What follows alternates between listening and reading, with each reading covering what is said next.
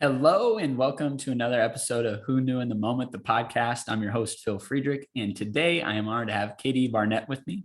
Katie is a team leader, a mother, and an entrepreneurial spirit. And a phrase that she uses, which I think will relate and you guys will hear throughout the course of our conversation, is happiness is not a destination. And I thought that was really good because so often we're all trying to find that and we think, well, once I get there, then it's good. But it's a process. So Katie, thanks so much for being on today. Thank you. I love that you picked that little tidbit out. It's so true. I think so, right? Yeah, absolutely. So to kick off your story and talk a little bit about kind of the younger years, going to college, wanted to do something in kind of like the health sciences world. So talk a little bit about what about that intrigued you or why you wanted to go ahead and get started in that role. I was good at science. And I got into a great college and I was pre-med, planned to be like a genetic counselor was like the big plan. Yeah. And I was a pretty good kid in high school, but I got to college and it was a lot of fun. And it was really hard. Yeah. Especially when, I was missing my 7 a.m. chem labs and stuff. And so I actually failed out of college after my first, I can't really remember how long it was at this point. I was rooming with my cousin and we were trouble. And so yeah, I failed out. That was horrible. It was horrible. I can't remember ever like hating myself or being more afraid to tell my parents something more in my life because I was so determined that, I was going to get this great education there. And yeah, my dad actually told me like, college is just not for you. Just come home and we'll, you can go to junior college here. Yeah. And I wasn't willing to do that. I met a boy and I wasn't going to leave. So I had to take up my own rent and all of that and go to community college. And so I ended up doing really well after that. I had to start hitting the books and, transferred up to another school where I found myself in nursing.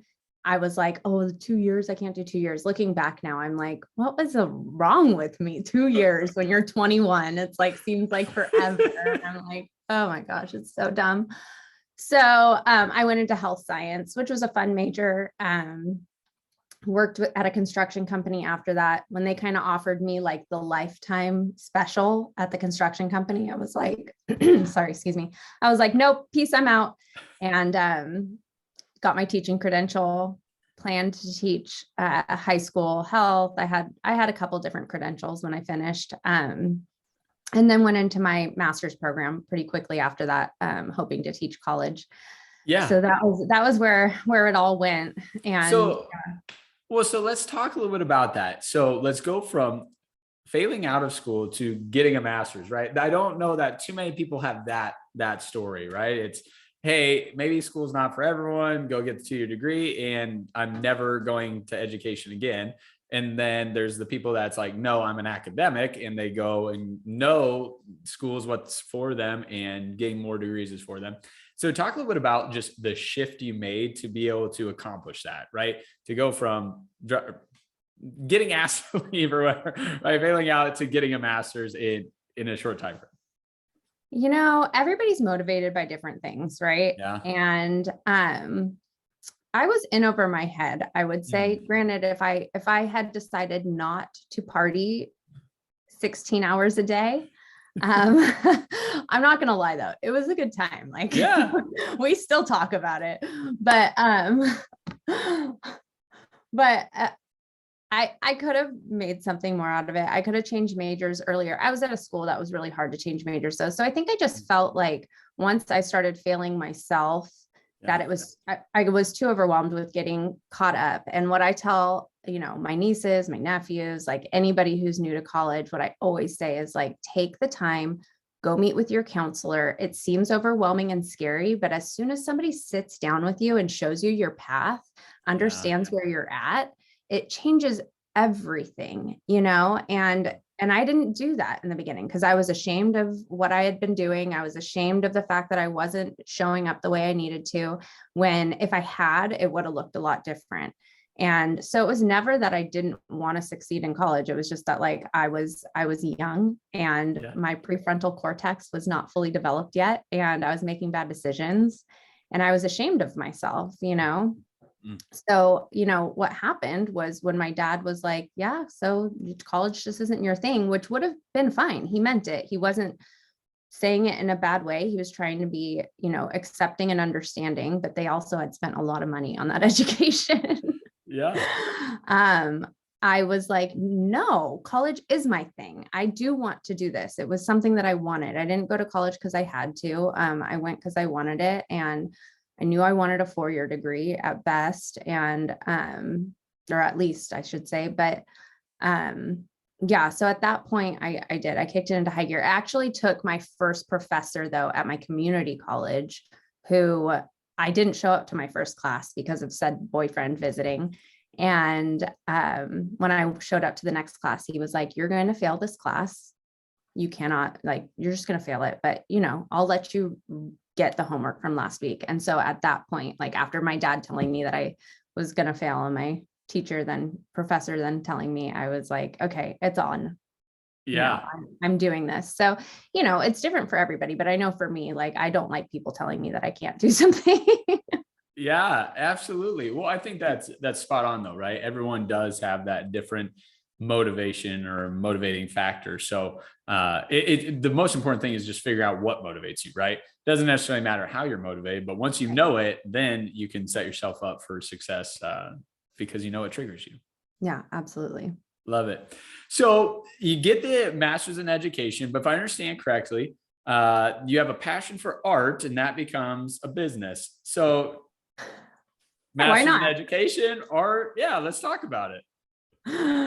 Yeah, I had my kids shortly after, well, maybe like a year after my I finished my grad program. And so we had some infertility. And so that kind of took up all of my brain space for a while and Yeah.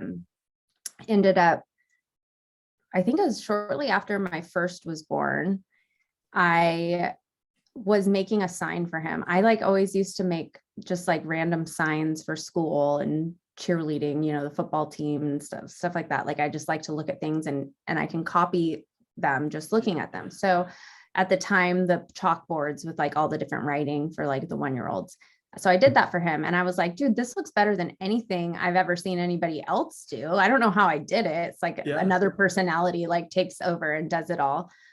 And it just kind of started going from there, you know. So then I was doing weddings and I was like big weddings, shipping places and storefronts, you know, menu boards, all this stuff. The thing is though, is that I was doing it all by hand, like sketching it by hand. You know, people, there are so many different ways to make those boards look cool now. You don't need to pay somebody $600 to put your name on a board. But that's what I was doing, was hand painting everything. And then, you know, I was using acrylics and they were beautiful. I was really proud of them, but they took all of my time. And there's Right. no way to charge people what it's worth to take all of your time away when you have little kids. And so it just got really stressful.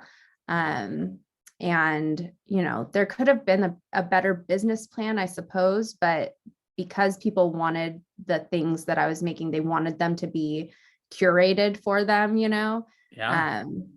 It just kind of was one of those things that I couldn't, every time I tried to go in another direction of just like creating things to create and then sell them, it just wasn't as, people pay a lot of money for weddings. So that was really where it was at. But it was just so stressful. And I was up late, Yep. working during nap times, working while my kids were up. It was too much.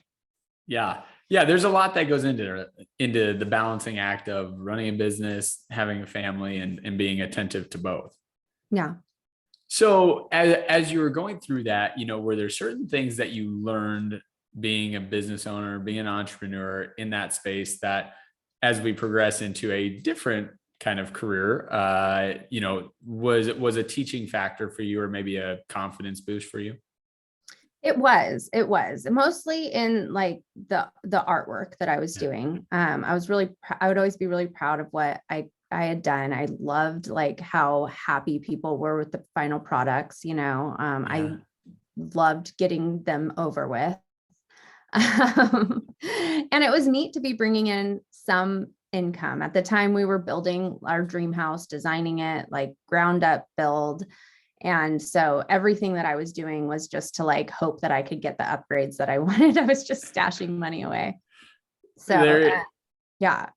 There it is. Another motivating factor, right? The Yes. upgrades in the house. Yeah, absolutely. So yeah, I mean, it was, and I learned, I think it was the first time that I really stepped into like my own professional space. You know, I remember my husband he was home when I was taking in a new client and kind of going over things. And he was like, "You sounded so important just now." I'm like, "Really? Oh, You're like, I am. You're right. I can talk grown up talk." I love it. Very good. So as you're starting to notice that this is taking up a lot of time and just, maybe not scalable or just something that you'd want to continue on, there's a new avenue and venture that comes your way. So talk a little bit about who or how you got introduced to that and, maybe the startup of that.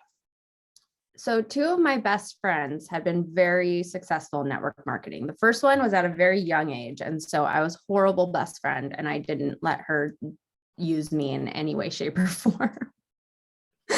She'd be like, "You want me to come do your makeup?" And I'm like, "No, I'm not going to buy anything." I was young and broke and stupid, but she was very successful. To this day, I'm like, "Dude, you were so successful. That is so crazy." And so then my other best friend at the time so we're in our like early 30s, had been selling quite a bit of different products. She'd tried a couple of different companies, and she was still is my hairstylist. And every time she'd be like, "Do this with me, do this with me." And I'm like, "Never, thank you though." I'll buy your stuff, but I'm not interested. Don't want to do it. And so she told me one day that she was going to retire her husband. Like, I was like, "Do you honestly believe in this, like this kind of business, this pyramid scheme and all the things that everybody thinks?" And she's like, "Yeah, I'm going to retire my husband with this one day." And I was like, "You're so cute. That's so sad that you think that, but I'm proud of you for trying." Cut to, a few years later, and she had a product I was interested in for myself and for my family. And it lived up to a lot of the things. I'm pretty crunchy. So I like the all natural stuff and things that are safe for my kids. And so it fit what I was looking for really well. And really what happened was I threw a party for her because I wanted to get some for free. And then I was like, "Dude, you just made so much money off of my friends and family." Like, how much money would I have made if I had just done that? And so I found that out and I was like, well, I'm going to start doing this just because I love the product and I use it and I can talk about it. Like, that's easy. And so it just started as a way to get cheap products. And then it turned into something bigger. I just, I owned it because that was the only way I knew how. I wasn't going to be ashamed of what I was doing.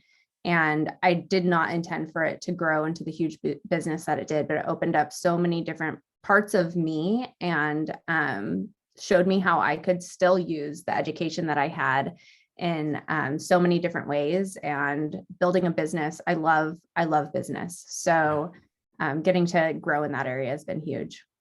So let's talk about that. And, that for a lot of people, taking the barrier or jumping over the barrier to get into whatever type of business it is, it's overcoming fear, doubt, concern of perception, right? And what are people going to think about it? What are people going to think about me? And at the end of the day, if you have all of those things, very, very small chance that you're going to become successful, right? Because you're just not going to do what it takes to actually get a business going. On the other hand, if you can kind of separate that and say, maybe I'm not concerned about that, or at least reduce the concern about it, then you can have success. So talk a little bit about that for you, but also how you coach people now to maybe ease those things out of their mind to not be a hindrance to them getting the opportunity that you've had. Yeah. So it's huge. It's something that comes up all the time. Yep. All the time, and we worry so much about what people think of us. And the thing is that people don't really think of us that much. Yeah. They don't care. Like you might come up in a conversation for a second, but it's certainly not, they're not thinking of you. So well, for me, it was just this knowledge of how I thought of other people, Yeah. and looking at, there were some people who I really admired the Yeah. way that they were doing it, and then there were others that I was like, that's icky and I don't want to do anything like that, so I just kind of took inventory of what I saw that was palatable to me, and what I Yeah. saw that I really wanted nothing to do with. And I decided I was going to do it that way with a spin of my own. I was going to work solely from home because I didn't want to be leaving my house, whether my Yeah. husband was home. I didn't want to not get to see him while he was home. And if he wasn't home, I didn't want to pay a babysitter to go and do something. So that was my decision. I'm going to do this from home. I'm going to do it online. I'm going to do it my way. Yeah. And I'm going to be proud of it. I'm going to own it, because if I don't, then nobody else is going to take me seriously. And that's really what it comes down to. When you own what you're doing, when you own it and you are proud of it and you show up, and you don't have to say things perfectly. Mm-hmm. You don't have, I mean, I think that's kind of where people followed me to begin with, was because I was like, I don't know what I'm doing. Like, here we go. And you don't have to be the best at anything, but people will be confident in you when you're confident in yourself, and sometimes that does take some like practice. It can take just starting from the beginning and not being great in the beginning, but knowing that you're still proud of what you're doing. You're just proud of the products that you're sharing, what they're going to do for people, and just living in that, and once with fear, and again, I'm probably going to botch this, but like 98% of fear dissipates once you get into action. You go and you start something, and you're like, you've been worrying about it and fretting about it for months, and you do it and you're like, oh my gosh, that wasn't even anything. Yeah. That wasn't so bad. It was nothing. That was like, I'd do it again. Yeah. Well, and so one thing that you talked about there was the idea of confidence. And so for me, just a firm belief that I've developed and had is that the quickest way to gain confidence is by keeping promises that you've made to yourself. Right. And so if I'm going to become good at whatever it is, well, I need to kind of have an action plan of things I need to be doing to get better at it, and then consistently do those. And I don't have to crush it all the time, right? If it's, I want to get in better shape, you don't have to lose 5 pounds. That doesn't have to be your thing, but you got to say, I'm going to work out 4 days a week, and then keep that promise. And when you do that, all of a sudden your confidence grows, right? And it's a natural ending result is going to come from the steps that we've made in relation to that. So I guess just for people that you're coaching, mentoring, how do you help them grow in confidence if they're having doubt, or, maybe if their close circle is having doubt in them and that hurts their confidence? Well, I think, especially because I coach people on online businesses pretty Yeah. much solely. And it's been 5 years now, I think. So the most important thing, if you're doing anything and it's online, is that you show up regularly. Yeah. Because if you're not showing up, whether it's a product or whatever it is that you're doing, if you're just trying to grow a brand or, a network, if you're not showing up every day, then the assumption is that you're no longer doing what you were doing.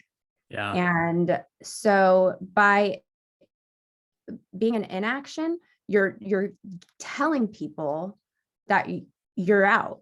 Yeah. And so there's nothing more. I can't tell you, I've been through a lot in the last 5 years, lots of big things that like would have warranted me checking out for a while, but, and I'm not going to say that it's easy not to, but I was there. Like I was still showing up in whatever way that I could, because people were not going to forget that I had a mission.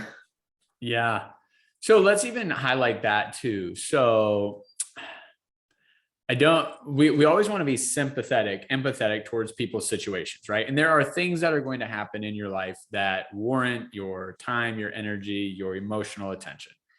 At the same token, if I have this really big goal, that's going to take some of that time, energy, and emotional attention away. And so, how do you encourage people that are going through something difficult and say, hey, it's not so much that you should just bury that and not deal with it, right? You should, but maybe deal with that at a different time than these 2 hours that you really need to be on point with being a parent, being a spouse, being a business owner, whatever those items might be.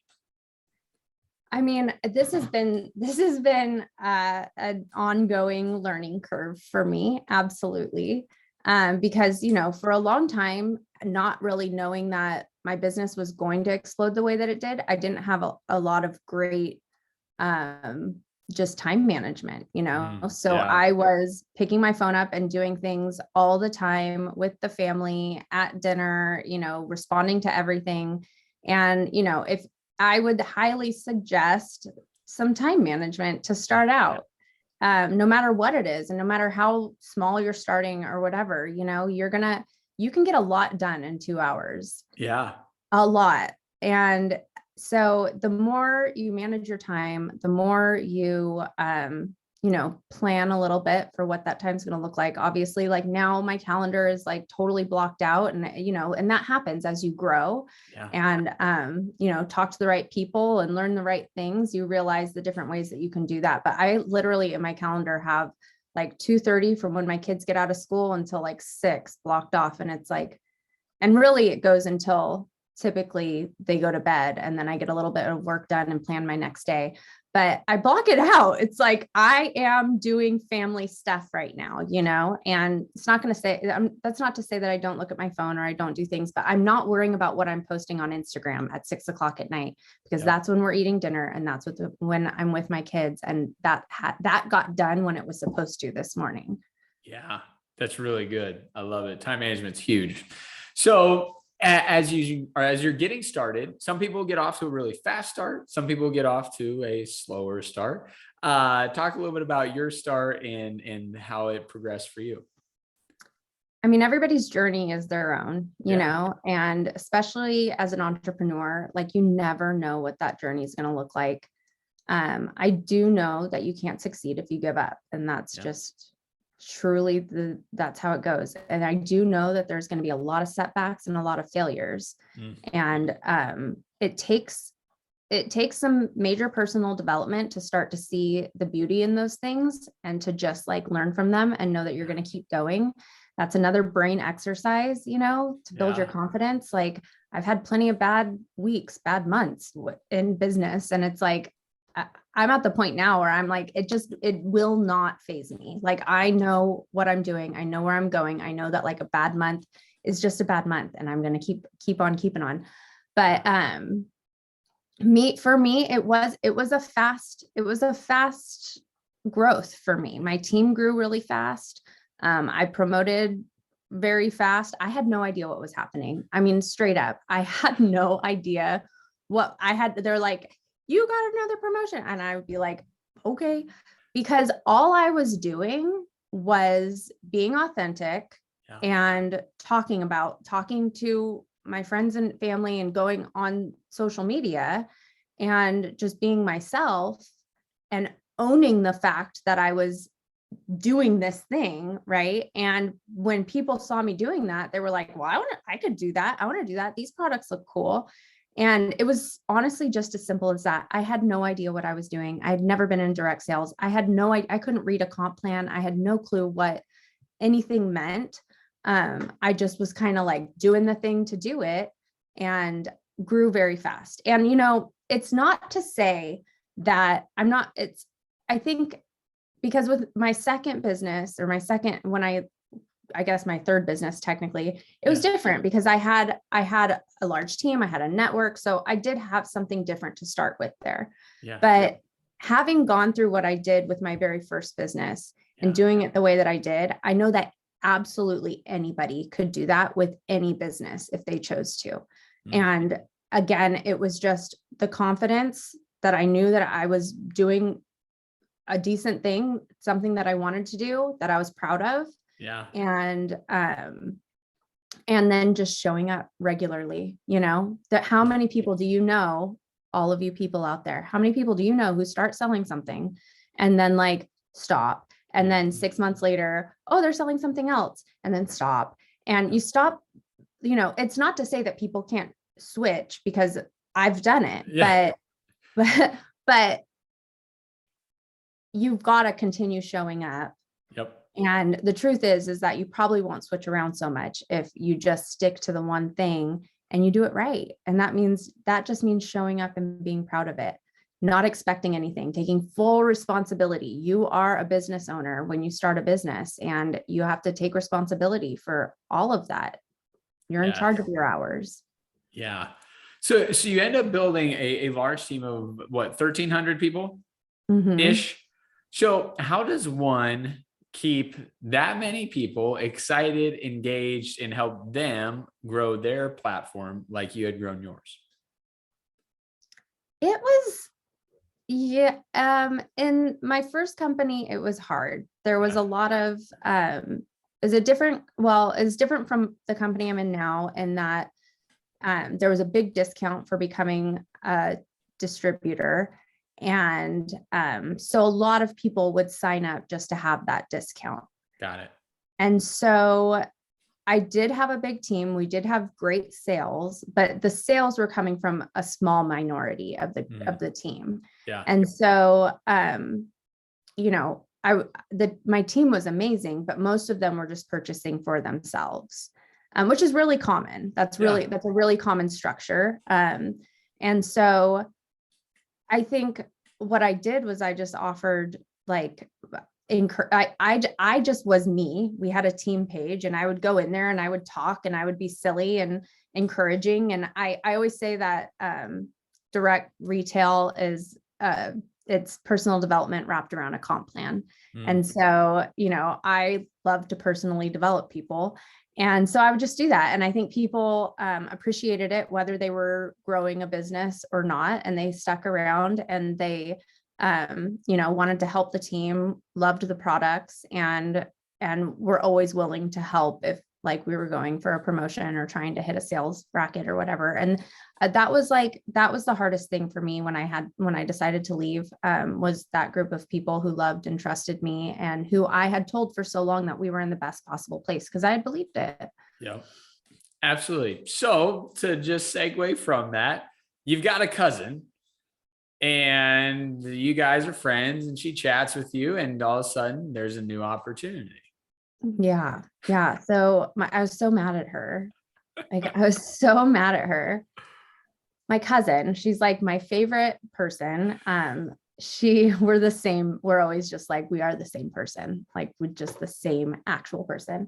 Yeah. Our sons were very, very close, kind of one of those, like, where they wouldn't see each other, but when they did, it was like, we are cousins and we are best friends. Yeah. And so it's been 3 years in May that Jackson, her son, was hit by a car. And so it's been, as you can imagine, it rocked our whole family.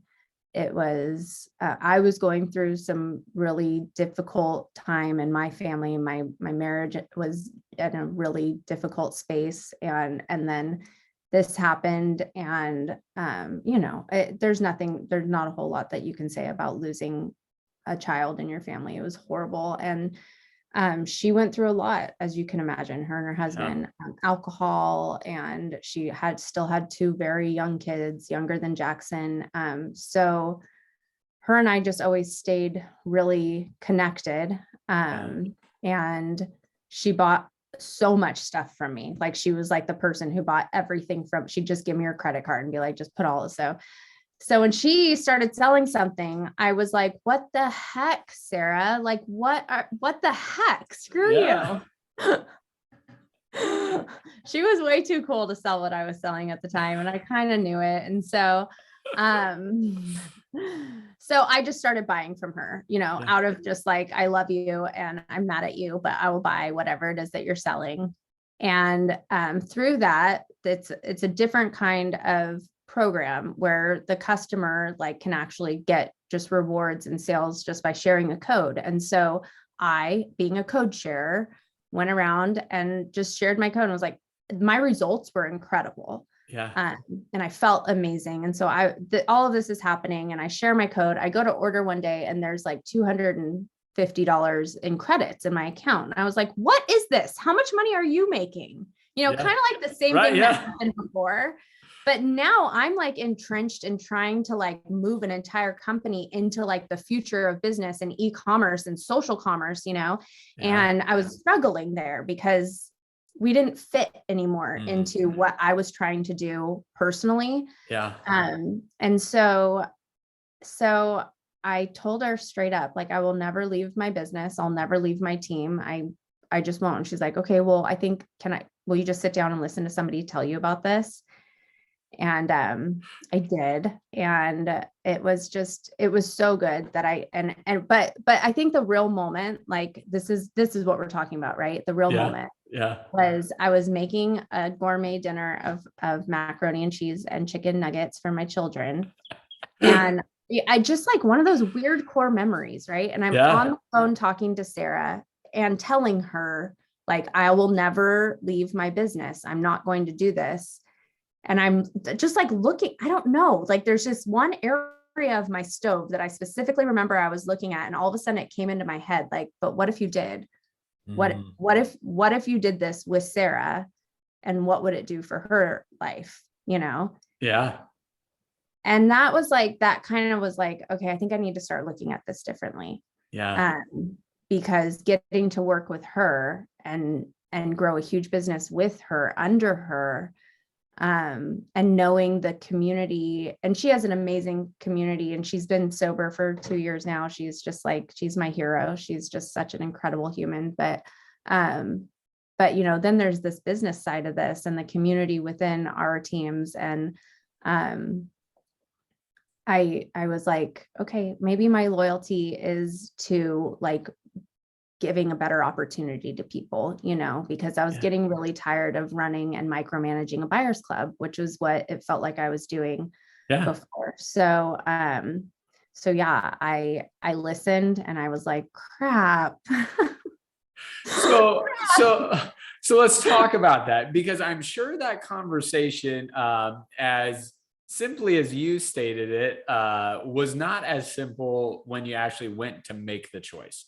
And I think for a lot of people, they have the fear of making the wrong choice. And so sometimes they make no choice at all, or they just stick with the easier of the two seemingly routes, because it's like, well, I don't want to make the wrong choice. I at least know this is comfortable or this is pretty good. So I'll just stick with that. So for you, whether it was, a circle of people that you really trust, or if it was just intuition, or, how did you kind of go through the decision-making process? I mean, like, how spiritual woo-woo do we normally get on here? As spiritual woo-woo as you want to go. Everyone that listens has a different spiritual background, so call it what you want. All right. I mean, I'm all over the place, right? So hopefully there's a little bit of a something for everyone here. But yeah, it was a hard decision. Yeah. I want to say, for a number of reasons. One, I felt like I was letting my team down, and I was terrified that they would feel like I had been inauthentic. And part of that was why my decision was made so quickly, because I couldn't show up as a leader and lead somewhere that I no longer felt in alignment with. And it was one thing to be struggling and feeling like, I don't know what I'm going to do. I don't know what I'm going to do. But then when like someone, you're pulling the dead horse, and granted, I'll tell you, I made a lot of money with them. That last month, like my business wasn't failing. I wasn't seeing a future for the people in the business, and I wasn't seeing a bigger future than what I had there. And I don't like that. Like I'm like, I want to do the things. I want to be on the podcast. I want my own podcast. I don't know what else I want to do. I want to be able to do it all. Yeah. And so when I realized that I'm pulling the dead horse, and then this horse like gallops up, and it's got like water buckets and bottle of wine and cheese and stuff all over it. I don't know what my magical horse would look like, but it had all the stuff and things that I never even dreamed of. Yeah. Like a back massager and stuff. I was like, I'm not going to be able to show up for my team. I just won't. Like, I'm not going to fake it. It's not ever what I've done. I'm not willing to do it. this is my horse, and I have to make this big decision. And then there was like this thought. So one of the books I had read right around that time was The Universe Has Your Back. Mm. And Gabby Bernstein, excellence, like, and no matter what your personal beliefs are, I feel like, you know, she can always like, you can follow it no matter what. So that was already kind of like running through my head, and I'm going like, is this one of those moments in life? Like, is it? Things are like lining up and making sense. And I'm like, but I didn't ask for this. I did not ask for this. I was not looking for this. People are going to hate me, you know, I mean, hate me. And I was well known in the company. Like, lots of people are going to hate. I don't like it when people hate me. Yeah. And so that was kind of like, but at the same time, things are just like stacking up, making sense. And I'm like, you know, I would pray. I had spent a lot of time in prayer for the 5 years prior, not necessarily over business. And I can tell you that I was like, I'm in a soundproof room. Like, nobody is hearing this. I don't know. It's all I've got. And so, you know, I started to pray about this because I was so afraid. I was afraid of making the wrong choice. Yeah. And, you know, maybe it was my brain doing it or what, I don't even know. But it was like, again, it was like every time I looked at the clock, it was 1:11. Every time that like the phone would ring to talk to my cousin or something, it was 4:44. Like, just little things that always like mean something to me started kind of coming together. And maybe that was just me manifesting it. Yeah, right. Right. Like or my coach would say, that's your reticular activating system. Yes.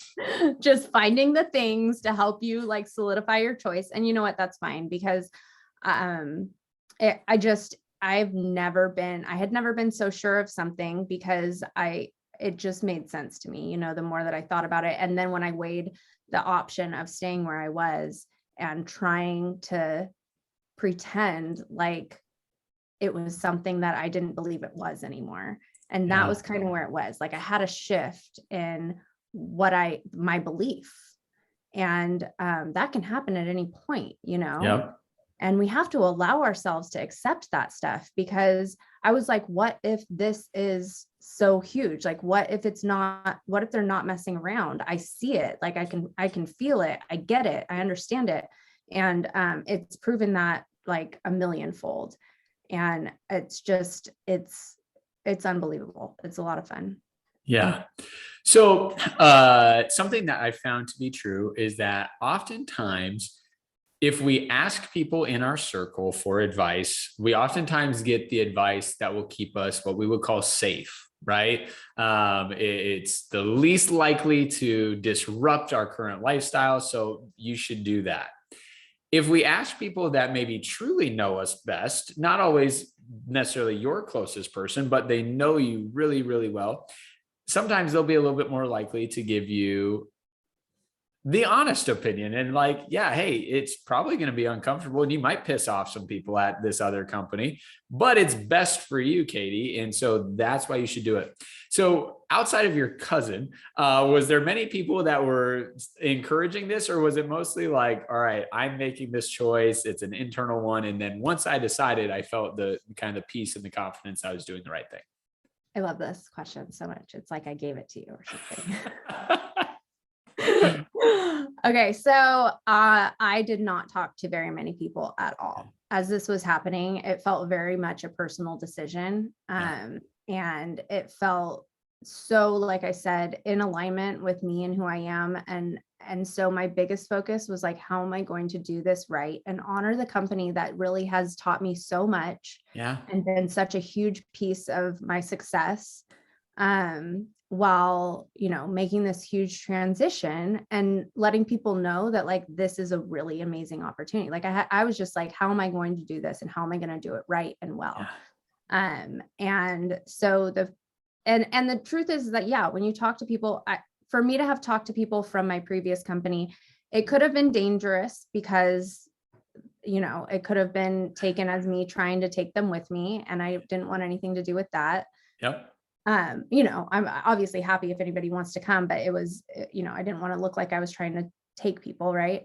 Yep. I also didn't want I didn't want to hear their opinions, you know, I didn't need their opinions. Yeah. And that was kind of, where I was at in the decision. I knew that I would get flustered if I talked to some of them, but I was also very confident in the decision I was making. Yeah. And so I stayed away from it. And the thing is that people's advice is going to be based on their own experience, Correct.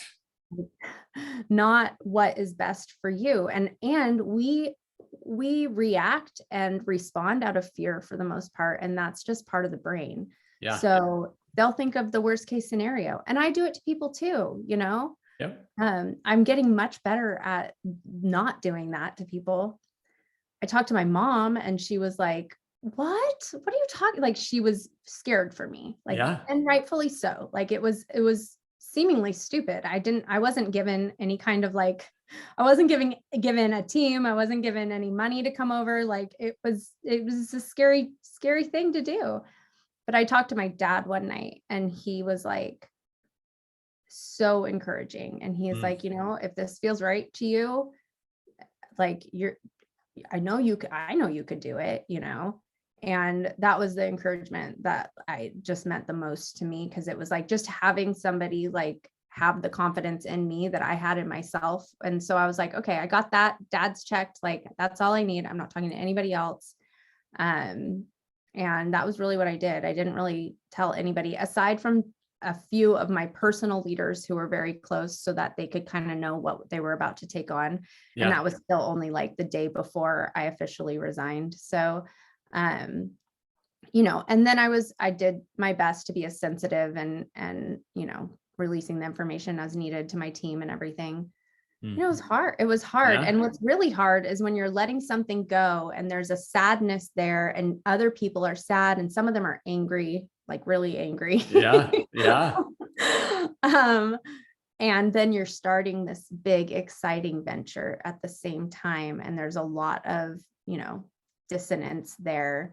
And what I said a lot back then is just like blinders on, just the blinders on, like I'm more than willing to have conversations, but right now, negative conversations are not scheduled into my DMO. So I'll come back after you've calmed down. And it was just, onward because I was starting a new business, and it was so much fun. I'd do it all over again. I love it. Well, hopefully you won't have to. But if there is that day, who knows? We'll see. But Katie, I want to say thank you so much for being on today and just sharing your story and your journey. I think just something that anyone can take away is the way you've been able to balance personal success and business success. Like you said, hey, dedicating 2:30 to 6 with kids or with family. A lot of people don't do that, right? A lot of people say, no, my business is my number one. And then the family relationship can sacrifice. On the other hand, a lot of people say, I just don't have time for business. And so balancing that can be difficult, but I appreciate you sharing your story, how you've gotten to where you're at. I guess, are there any other pivotal moments that stand out to you that you'd like to highlight about your journey and how you've gotten to where you are today? I mean, I think that, even within the last year, I've had to like find myself. And so, I talk a lot about leadership and I don't believe that you have to have a huge team to become a leader. It's just about always looking to learn and knowing that just like happiness isn't a destination, leadership and success, it's really not a destination either, and I think that the best entrepreneurs out there are dedicated and the best leaders out there are dedicated to that, like always learning, always shifting, always like knowing how they can communicate best with people. And so that's been really the most beautiful thing for me in the last year is coming into like my new sense of leadership and my new sense of self and my new sense of being able to help others and know that that's not ever going to be over. And I'm cool with that.